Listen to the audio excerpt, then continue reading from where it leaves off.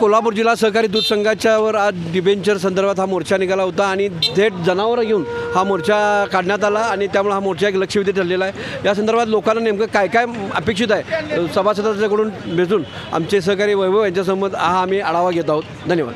करत असताना काय बंधन आहे ते दुनिया हे स्वतःच्या मार्गापासून थोडी बिझनेस आम्ही उभा केलेली आहे।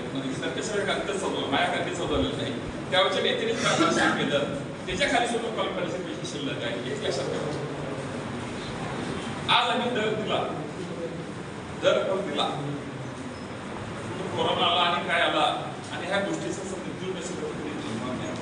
उत्पादक हा विचार करतोय माझं काय सांगा संस्थेसाठी स्वतः तिला माहीत नाही पाहिजे असं माहिती नाही संघावर तर सोडूनच आहे त्याला त्या केलेले विस्ताराचं वाढते 15/7 मला आठवते 15/7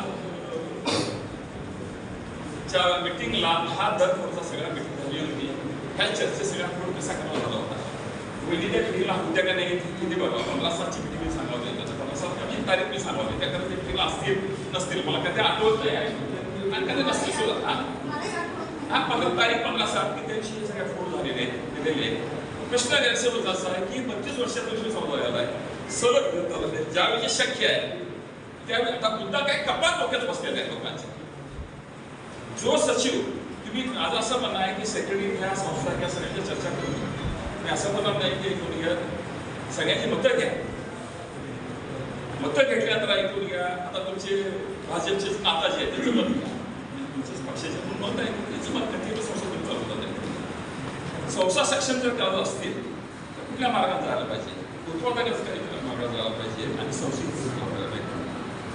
दर दिला मी असं म्हणणार नाही की 13 रुपये 16 रुपये दर दिला तरी सुद्धा आम्ही आमच्या कारकिर्दीत दिले असं काय तुला बोलू शकत नाही की त्या कारकिर्दीत आम्ही काहीच केलं नाही ह्या करत नाही तू कुठंतरी ठरवलं ना तुमच्या पहिला प्रगती करायला आणि गोष्टी प्रगती करायची आहे असं म्हणा नाही की तुम्ही ज्या कारकिर्दीत काम चाललं नाही तुम्ही ज्या कारकिर्दीत दिवसात असतील असंही म्हणून चाललं नाही।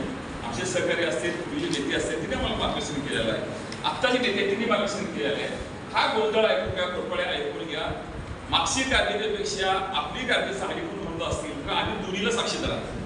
मग तुम्हीच खुलासा करा खुलासा आपण करा तुम्ही चांगला म्हणायचं ऐकून घ्या तुम्ही चांगलं विचारायचं कारण नाही कृपया गैरसमज करू नका आणि हा मुद्दा कुणी कुणाला काही काढून घेतलेला काय झाले ऐकून घ्या संस्था संख्या वाढली आणि सगळ्याचे जे काय आपण ऍक्युरेसी पाहिजे त्याची पाहिजे जे तुमचं वाढ जी म्हणजे 2% जे वाढ मदत केली त्या गोष्टीला प्रत्येक सूचना द्यायला बंद काट्या पेट्याची सांगितले झाले त्या संस्था आठवल्यानंतर ह्याच गोष्टीने संस्था टिकतील संख्या वाढलेली आहे त्याच्यावर पहिली अर्धाच बोलतील आपल्याला अजून पुढं काही अर्धाच बोलतील त्याच्यावर आपल्याला काय बोलायचं नाही अनेक गोष्टी झालेल्या आहेत आणि ह्यातून ऐकून आपण मार्ग करत असताना भांडवलमध्ये करत असताना मला आनंद आहे आज हे ऐकून घ्या म्हणजे आज आमच्यासारख्या माणसाला आनंद आहे ऐकून घ्या एवढे करत असताना आपल्या अंगावर असण्याचं एक संचालक मत असं आहे की आपली भूमिका भांडवल प्रगती व्हावी ती भूमिका करत असताना कर्ज आपल्या डोक्यात नसावी म्हटलं मग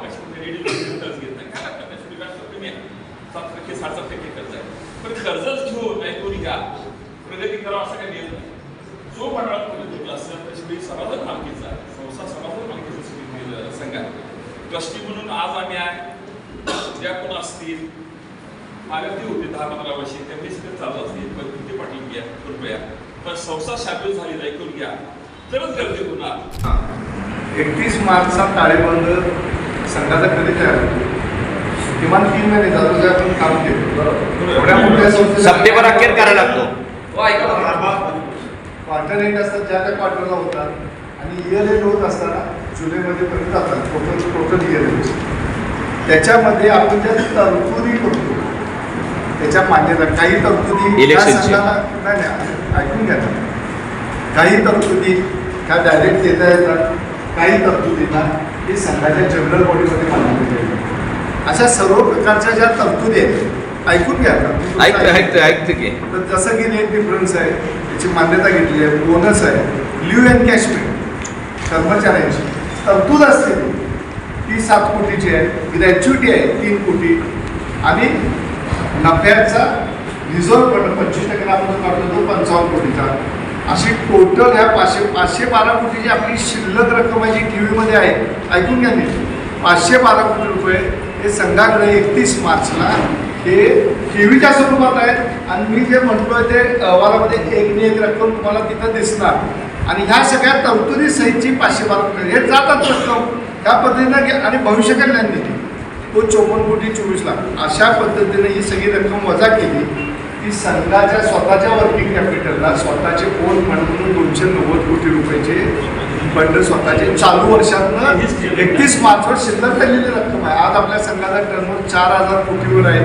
त्याच्यासाठीचं आपलं 10 दिवसाचं बिल आहे ते साधारण 70 कोटी रुपयाचं असतं साधारण. याच्याशिवाय आपल्याला मगाशी जो विषय काढला प्रवीणला बोलले की 144 कोटीचे आपण डिबेंचर्स कट केलेले आहेत या वर्षापूर्वी 1 एप्रिल 2024 अखेर. तर आपले संघाच्या शेवटला कामं चालू असतात ना.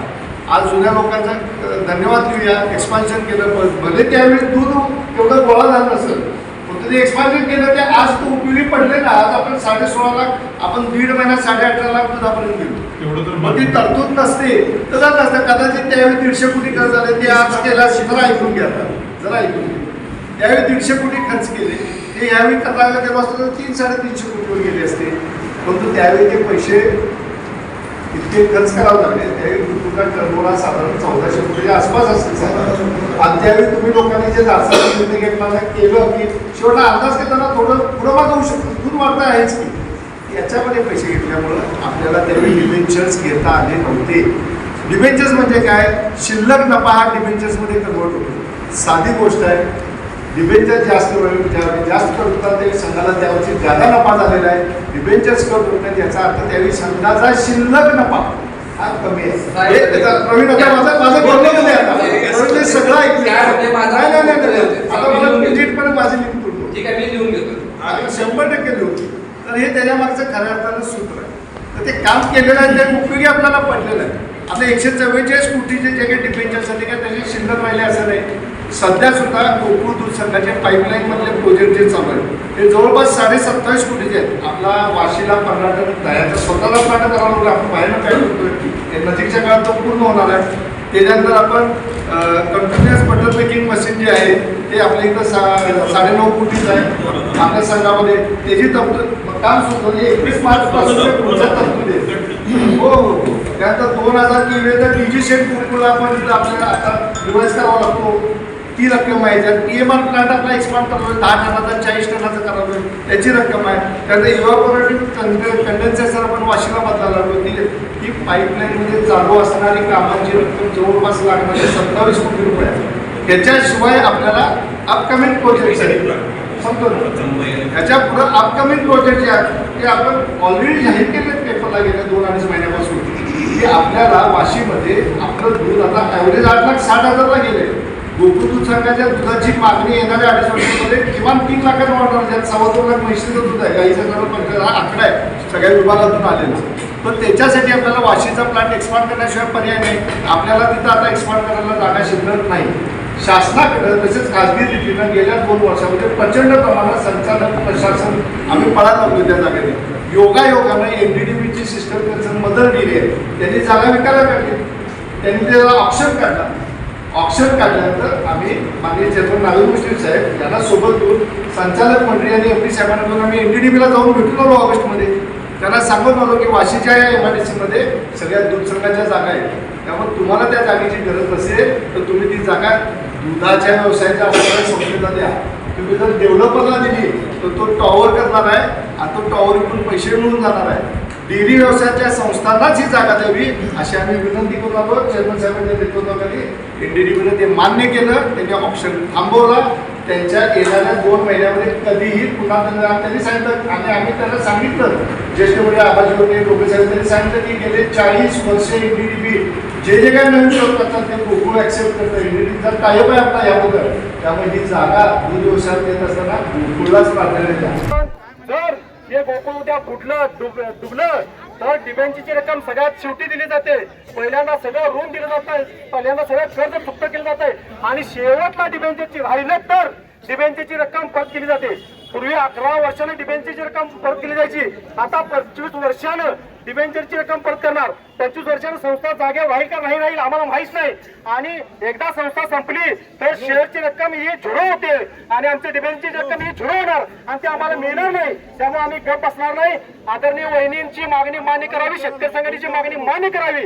अन्यथा मी सर्वांना आमंत्रण देतो की येणाऱ्या धनत्रयोदशीच्या म्हणजे परवा दिवशी दिवाळीच्या पहिल्या अंघोळीला सर्वांनी दुधाच्या अंघोळ करण्यासाठी या गोकुळच्या दारात सर्वांनी उपस्थित राहावं एवढं मी तुम्हाला आमंत्रण देतो. धन्यवाद. वास्तविकरित्या हा कोल्हापूर जिल्हा दूध संघ हा जो कार्यान्वित झालेला आहे हा दूध उत्पादकांच्या संबंध कष्टातून उभा आहे आणि आज रोजी उत्पादकांच्या मागणीसाठी डिबेंचरची रक्कम परत मागण्यासाठी जे काही उत्पादकांनी मोर्चा काढला होता त्या मोर्चा संदर्भात आज संघ प्रशासनाची तशी भूमिका चुकीची दिसते. कारण गेट लावून एखाद्या अतिरेकी किंवा दरोडेखोर आल्यासारखं जे पोलीस प्रशासन असेल किंवा संघ प्रशासन असेल या लोकांनी जे गेट बंद करायचं काम केलं आणि खऱ्या अर्थानं या उत्पादकाला कुठं तर बाहेर फेकून देऊन वेगळ्या पद्धतीची आज दिशा दाखवण्याचं काम खऱ्या अर्थाने संघ प्रशासनाने केलं आहे.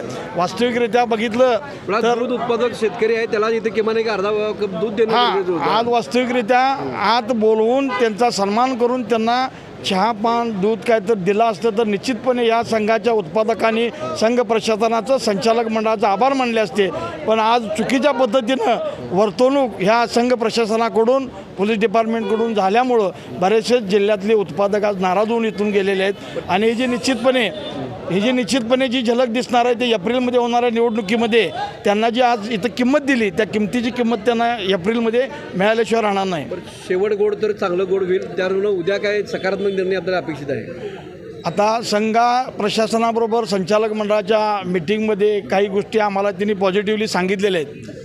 आज 21 संचालक बसून आज संध्याकाळी किंवा उद्या सकाळपर्यंत त्यांनी आम्हाला जिल्ह्यातल्या उत्पादकांना एक गोड बातमी देण्याचं आश्वासन आम्हाला दिलेलं आहे. खऱ्या अर्थानं गेली 15 दिवस सगळी आश्वासनांची खैरातच एमडींच्या माध्यमातून आमच्या सभासदांच्यापर्यंत चालू आहे. पण आज संघाचे माजी चेअरमन डोंगरे साहेब असतील किंवा बाकीचे ज्येष्ठ संचालकांच्या वतीनं जे दिलेलं आश्वासन आहे हे आश्वासन निश्चितपणे ते पूर्ण करतील. या कोल्हापूर दूध उत्पादकाला कुठं तर खऱ्या अर्थानं न्याय देतील अशा पद्धतीचं आम्हाला एक खात्री आहे. आणि त्यातून जर त्यांनी त्या पद्धतीची जर दिशाभूल करायचा आणि ह्या जिल्ह्यातल्या उत्पादकांचा जर कुठं तर अनादर करायचं ठरवलं तर निश्चितपणे ह्याच्या पुढची दिशा जी आहे ती न्यायालयीन लढाई असेल किंवा दूध बंद करण्याचं आंदोलन असेल हे मोठ्या प्रमाणात या कोल्हापूर जिल्ह्यात झालेलं आपल्याला दिसून येईल. आपलं गाव नाव माझं गाव कावणे, प्रतापसिंह शंकरराव पाटील कावणे, तालुका करवीर. दूध डेअरी हर हर महादेव दूध संस्था कावणे. रेवणसिद्ध दूध संस्था कनेरी आमच्या संस्थेचा 31 मार्चवर ताळेबंदावर यांनी दाखवलं की 11,72,000 रुपये तुम्हाला निव्वळ बिल फरकमध्ये येणार म्हणून. आणि तुम्ही दिवाळीच्या तुमच्या ह्याच्यात येतं की 4,46,000 कपत म्हणजे तुम्ही देणं दाखवलं असा 11,72,000 आणि त्यातलं तुम्ही 4,46,000 रुपये कट केला असा. त्यानंतर आम्ही शेतकऱ्यांना आमच्या ताळेबंद दाखवलं की बाबा एवढं मोठी रक्कम येणार आहे तर आम्ही बी तुम्हाला एवढं रक्कम बोनसपट्टी देतो. आमचे शेतकरी बी दिवाळी खुश होणार बसले. परंतु तुम्हाला अशी नाराजी आली की 6,000 रुपये ज्यावेळी आम्हाला कळालं त्यावेळी आमच्या संस्थेला सचिवांना सगळ्यांना धक्का बसल्यागत प्रकार झाला. एवढ्या मोठ्या पद्धतीनं आज तागायत कधी एवढी मोठी कपात झाली नाही ती एका वर्षात एवढी मोठी कपात केलेली आहे. सचिव संघटनेचा काहीतरी समन्वय झाला असेल तर सचिव संघटनेची काय नेमकी भूमिका आहे? आता सचिव संघटनेचा समन्वय झालेलंच नाही आहे. त्यांनी समन्वय झाले असता सचिव संघटनेचा अध्यक्षच आमच्याबरोबर आला नसता. सारखा समन्वय झाला असता. सचिव संघटनेचा अध्यक्षच आमच्या मोर्चा शेतकऱ्यांच्या बरोबर आहेत. उद्या एक समन्वय तोडगा काढून दिवाळी चांगली होईल असं आश्वासन दिले. काय तुझी आशा तुम्हाला काय? आम्हाला बी अपेक्षा आहे बाबा काहीतरी उद्या सकाळपतूरकनी समन्वय तोडगा काढून यांनी परत डिबेंचर्स परत करावा. संस्था बी होतील, शेतकऱ्यांना बी वाटून होईल, शेतकऱ्यांची दिवाळी खुश होईल. सदाराव सावंत, हनुमान दूध संस्था बानगे. आत्ता तसं बघायला गेलं तर आपलं ग्रामीण जीवन आहे हे आपलं दूध व्यवसायावर अवलंबून आहे. आणि आत्ता गेले बरेच वर्ष हे गोकुळ दूध संघ आमच्या संस्थांच्याकडनं डिबेंचर्स ही कपात करून घ्यायचे. तर चालू वर्षी ही कपात आहे ही ₹1.12 ते ₹1.20 इतकी भयानक कपात आहे. याच्या आधी कपात व्हायच्या संस्थासुद्धा त्याला कबूल व्हायच्या कारण का साधारण कपात ह्या 20 पैसे ते 50 पैशापर्यंत जास्तीत जास्त लिटरला करायच्या. तर चालू वर्षी ही जवळजवळ ₹1.20 कपात गेलेली आहे. ही संस्थांना आता आमच्यासारख्या संस्था काय करायच्या की डिबेंचर जरी कपात केले संघांना तरी ते डिबेंचरची रक्कम जी काय आहे ₹1,00,000-1.5 लाख रुपये किंवा काय होईल तेवढी ही संस्था आम्ही घालून उत्पादकाला द्यायचं. त्यामुळे उत्पादकाला हे सगळे पैसे मिळायचे. त्यामुळे उत्पादकसुद्धा खुश असायचा. चालू वर्षी काय झालं की ₹1.20 जवळजवळ ही लिटरला कपात झाल्यामुळं आम्ही उत्पादकांना सांगितले की जेवढं म्हणजे आमच्या उत्पादकांना सवय लागली की जेवढं संघ देतं आहे 6% असेल किंवा काय जो फरक देतो आहे तेवढा सगळा यावर्षी मिळेल. तर चालू वर्षी आमच्यासारख्या संस्थांचं सुद्धा आता माझ्या संस्थेचं जवळजवळ 4.5 लाख रुपये हे डिबेंचर्सपोटी कट झालेत आणि जर तेवढे जर वाटायचे म्हटले तर आम्हाला या संस्थेनंसुद्धा या आर्थिक वर्षात शक्य नाही. आणि एवढा जर आता आम्ही जर वाटलं मोर्चा जो आज निघालेला आहे आणि उद्या तोडगा निघणार म्हणून समन्वय काढणारा समुदाय तर काय अपेक्षित आहे? आता साहेब याच्या आधी आम्ही 2-3 वेळेला निवेदन दिलं आहे. त्यावेळेला निवेदन दिल्यानंतर सुद्धा जवळजवळ 15 दिवस झाले. या MD साहेबांनी आम्हाला त्यात चांगला मार्ग काढून हे करू असं सांगितलं आहे. तर आज इथं ज्येष्ठ संचालक काही हजर होते त्यांनीसुद्धा उद्याच्या याला काही ते गोड बातमी देऊ असं सांगितलं आहे. या उद्याच्या दिवस उद्या वसुबारस आहे. वसुबारसच्या दिवशी एक चांगली बातमी आम्हाला शेतकऱ्यांना मिळेल अशी एक अपेक्षा आहे आणि ही अपेक्षा व्यक्त पूर्ण होईल अशी आम्हाला खात्री आहे. जर समजा जर ही नाही झाली तर दिवाळीचा अभ्यंग असणार हे आम्हाला हे संघाच्या दारात आणि आम्ही यावेळेला गरम पाण्यानं नाही तर हे दुधानं अभ्यंगस्नान आम्हाला करायची पाळी येईल. एवढी पाळी काही संघानं आमच्यावर देऊ नये एवढं आम्ही संस्थांच्या प्रतिनिधी म्हणून तुम्हाला विनंती करतो. दत्त दूध संस्था कुशिरे कुशिरेहून बोलतो मी. दूध उत्पादक सभासद आहे आणि डिबेंचर्स कट झाल्यामुळं आम्हाला पैसे आता दिवाळीसाठी भरपूर कमी मिळालेले आहेत आणि सगळे सणाचे पैसे यांनीच कट करून घेतल्यामुळं दिवाळी शेतकऱ्यांना करायची अडचण झालेली आहे. उद्या सकारात्मक निर्णय देतो म्हणत नाही किंवा तुम्हाला काय अपेक्षा आहे? आम्हाला डिबेंचरचे पैसे एक थोडेफार 5-10% कपात करून बाकीचे पैसे देतील आणि शेतकऱ्यांची सभा दिवाळी गोड होईल असं वाटते अपेक्षा आहे. दूध उत्पादन मोर्चाला आपली जनावर घेऊन आलेले आहेत. तर तुमचं गाव कुठं आणि कुठली डेअरी तुमची? आमची डेअरी तानाजी पाटलांची डेअरी आणि आम्ही तानाजी पाटलांचे समर्थक आहे. आम्ही आमच्या मोर्चासाठी आमची जनावर घेऊन आलोय. काय मागणी तुमची? काय नेमकी आमचं मागणी? जे राहिलेले जे पैसे आहेत ते त्याने आमचं द्यावं कारण आम्हाला त्रास होतोय. आम्हाला आता दिवाळी कशी करायची हा बी प्रश्न आहे. तर ते पैसे मिळाले तर गोरगरीब शेतकऱ्यांची जनावरांची ठीक आहे म्हणजे व्यवस्था होईल. ठीक आहे. आशिया खंडातील सर्वात मोठ्या अर्थात कोल्हापूर जिल्हा सहकारी दूध संघ गोकुळच्या हा नेहमीच राजकारणाचा केंद्रबिंदू ठरलेला असतो आणि आज डिबेंचर संदर्भात हा निघालेला मोर्चा लक्षवेधी ठरला. जनावरांचा आला होता मोर्चा आणि मोर्चा आत न सोडल्यामुळं गेटवर अडवल्यामुळं काही काळ तणावपूर्ण वातावरण होतं. मात्र यानंतर झालेल्या सर्व चर्चा असतील या चर्चेतून उद्या सर्व संचालक बोर्ड एकत्र येईल आणि एक सकारात्मक निर्णय घेऊ आणि शेतकऱ्यांची ऊस उत्पादक आणि कष्ट करणाऱ्या भल्या पाठीपासून गवताचा बारा आणून ते रात्री शेणामुतात काम करणाऱ्या सर्व महिला असतील किंवा शेतकरी दूध उत्पादक यांना नेमकी त्यांची दिवाळी आनंदात होईल असा समन्वय तोडगा काढतो असं आश्वासन दिलेलं आहे. त्यामुळं उद्याच्या या होणाऱ्या सभेकडे या मोर्चाकरांचं आणि संपूर्ण जिल्ह्यातील दूध उत्पादक शेतकऱ्यांचं लक्ष लागून राहिलेलं आहे. माझे सहकारी वैभव यांच्या समवेत हे अपडेट आम्ही आपल्यापर्यंत विविधांच्या भूमिका पोचवलेल्या आहेत. अशाच अपडेटसाठी TV नेक्स्ट मराठी सिटी पाहत राहा. धन्यवाद.